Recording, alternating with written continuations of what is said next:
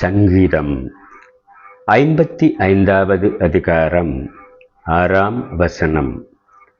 அப்பொழுது நான், எனக்கு புறாவைப் போல் சிறகுகள் இருந்தால் நான் பறந்து போய் இளைப்பாறுவேன் என்று சங்கீதக்காரன் விசனத்தோடு சொல்லுகிற வார்த்தையை இங்கே பார்க்கிறோம். எனக்கு புறாவைப் போல் சிறகுகள் இல்லையே, நான் என்ன செய்வேன்? நான் எதிர்பார்க்கிற நிம்மதி, நான் தேடுகிற இளைப்பாறுதல், நான் வாழ்ந்து கொண்டிருக்கிற இந்த வாழ்க்கையில், நான் இருக்கிற இந்த இடத்தில் எனக்கு கிடைக்கவில்லையே என்று அவன் அங்கலாய்க்கிறான். ஆகவே அவன் சொல்லுகிறான், எனக்கும் புறாவைப் போல் சிறகுகள் இருந்தால் நான் பறந்து போய் இளைப்பாறுவேனே. பிரியமானவர்களே, உலகத்திலே வாழ்ந்து கொண்டிருக்கிற எல்லா மனுஷர்களுடைய வேதனைகளையும் இந்த வசனத்தில் நாம் பார்க்க முடிகிறது. நான் வாழ்ந்து கொண்டிருக்கிற இந்த வாழ்க்கையில் நான் தேடுகிற நிம்மதி, நான் எதிர்பார்க்கிற இளைப்பாறுதல் எனக்கு இல்லாததினால் இந்த வாழ்க்கை வெறுமையாய் சூனியமாய் போகிறது என்று மனுஷர்கள் அங்கலாய்க்கிறார்கள். ஆகையினால இந்த இளைப்பாறுதல் நம்முடைய வாழ்க்கையில எவ்வளவு அவசியமானது என்பதை கர்த்தராகிய தேவன் அறிந்தவராக நம்முடைய வாழ்க்கையில பெரிய கிருபைகளை அவர் செய்திருக்கிறார். ஆனால் இந்த காரியங்களை பரிசுத்த வேதாகமத்தில் இந்த இளைப்பாறுதலை கர்த்தர் எப்படி நமக்கு கொடுத்திருக்கிறார் என்பதை சில வசனங்களை வாசித்து கர்த்தருடைய நாமத்தை மகிமைப்படுத்தலாமா? 1 ராஜாக்கள் 8வது அதிகாரம் 56ஆம் வசனம். தாம் வாக்குத்தத்தம் பண்ணினபடியெல்லாம் தம்முடைய ஜனமாகிய இஸ்ரவேலுக்கு இளைப்பாறுதலை அருளின கர்த்தருக்கு ஸ்தோத்திரம். சாலமோன் என்ற பெரிய ராஜா கர்த்தரை துதிக்கின்றான், கர்த்தருக்கு ஸ்தோத்திரம் செலுத்துகின்றான். எதற்காகவென்றால் கர்த்தராகிய தேவன் தம்முடைய ஜனங்களுக்கு இளைப்பாறுதலை கொடுத்திருக்கிறார். இந்த இளைப்பாறுதல் கர்த்தராகிய தேவன் வாக்குத்தத்தம் பண்ணின ஒரு அருமையான ஆசீர்வாதம். ஆகையினால் இந்த வாக்குத்தத்தத்தின் ஆசீர்வாதமாகிய இளைப்பாறுதலை கர்த்தராகிய தேவன் தம்முடைய பிள்ளைகளுக்கு கொடுத்து விட்டார் என்று சாலமோன் ராஜா கர்த்தரை துதிக்கின்றான். பிரியமானவர்களே, உங்களுடைய என்னுடைய வாழ்க்கையில கர்த்தராகிய தேவன் இந்த இளைப்பாறுதலை அளவில்லாமல் கொடுத்திருக்கிறார். அப்படி என்றால் இந்த இளைப்பாறுதல் எங்கே போனது?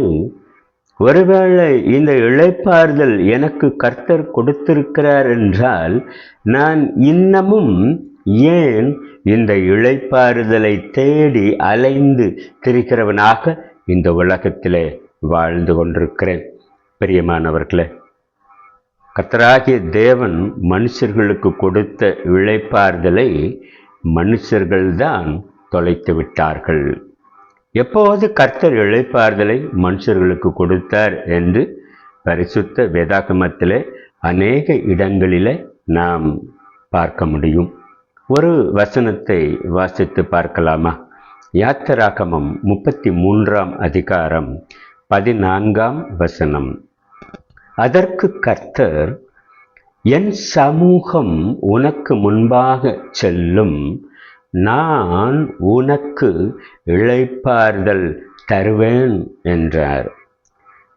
மோசே இஸ்ரவேல் ஜனங்களை எகிப்தின் அடிமைத்தனத்திலிருந்து மீட்டுக்கொண்டு கர்த்தர் அவர்களுக்கு வாக்குத்தத்தம் பண்ணின தேசத்திற்கு அவர்களை அழைத்து சென்று போய்கொண்டிருந்த அந்த நாட்களில் கர்த்தராகிய தேவன் மோசேயை பார்த்து சொன்ன வார்த்தை, என் சமூகம் உனக்கு முன்பாக செல்லும், நான் உனக்கு இளைப்பாறுதல் தருவேன்.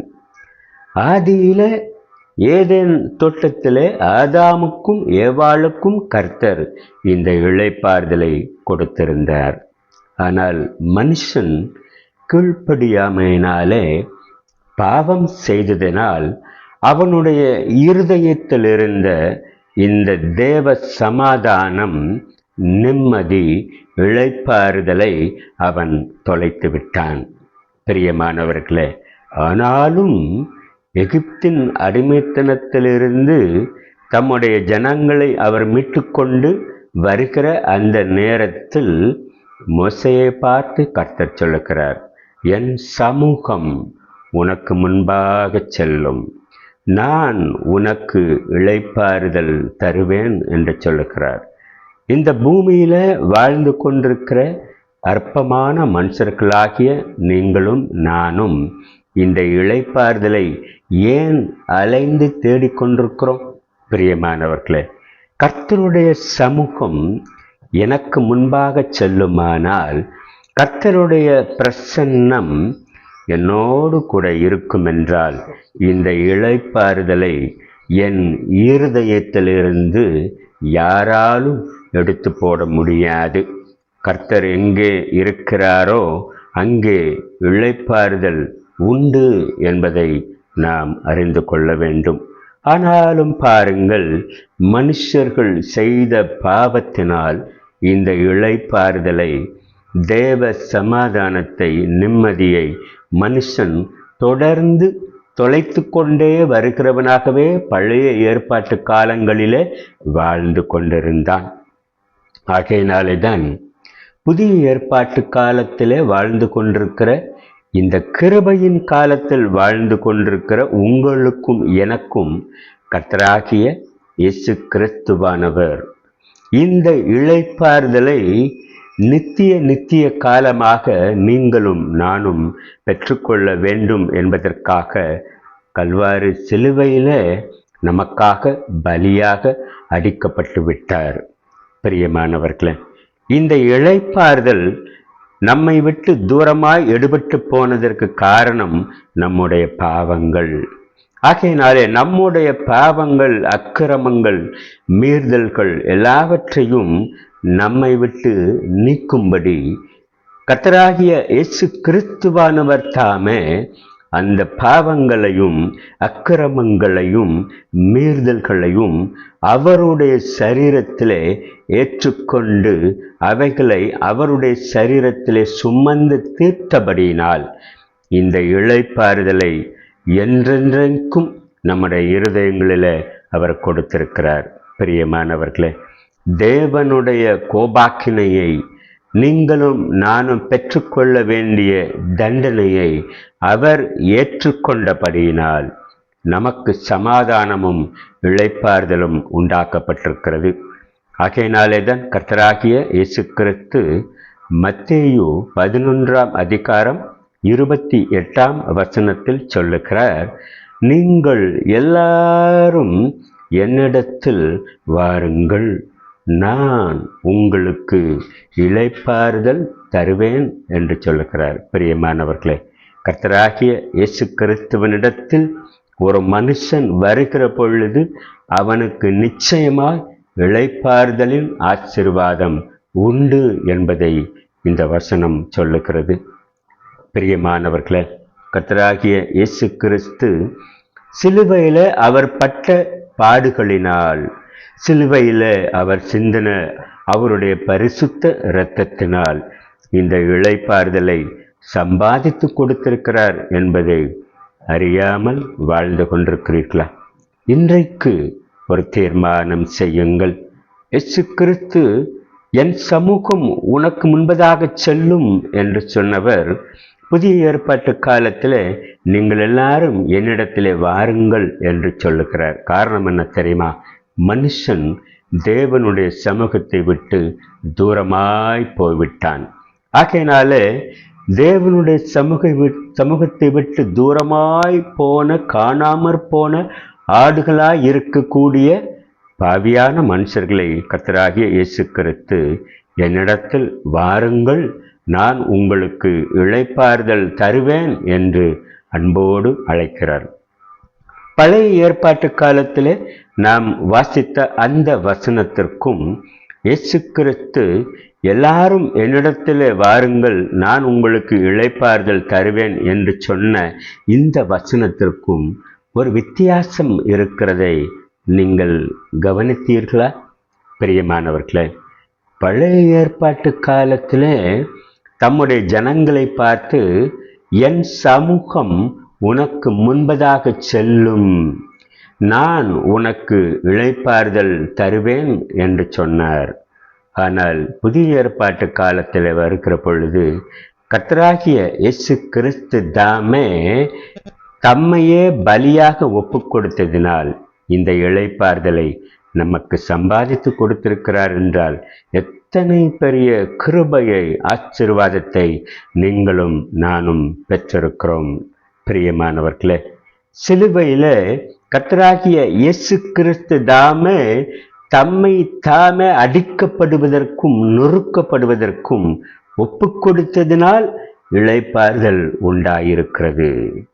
பழைய ஏற்பாட்டு காலத்தில் கர்த்தர், நான் உங்களுக்கு முன்னே செல்லுகிறதுனாலே உங்களுக்கு இளைப்பாறுதல் கிடைக்கும் என்று சொன்னார்.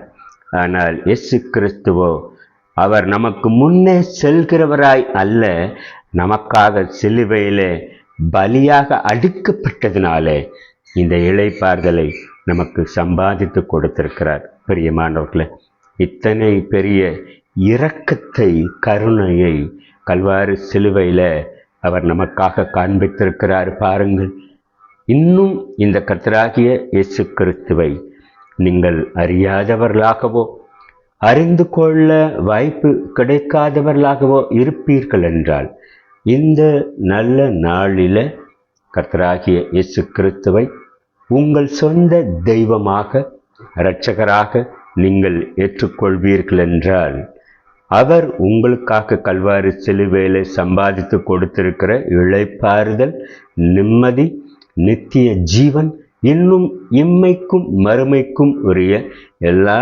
ஆசீர்வாதங்களாலும் உங்களை நிரப்புவார் என்பதை உங்களுக்கு அன்போடு நான் சொல்லிக்கொள்ள ஆசைப்படுகிறேன். கர்த்தராகிய இயேசு கிறிஸ்துவை இப்போதே ஏற்றுக்கொள்ளுங்கள், கால தாமதம் செய்ய வேண்டாம். மெய்யான தேவகுமாரன் இயேசு கிறிஸ்துவின் நாமம் மகிமைப்படுவதாக. ஆமென்.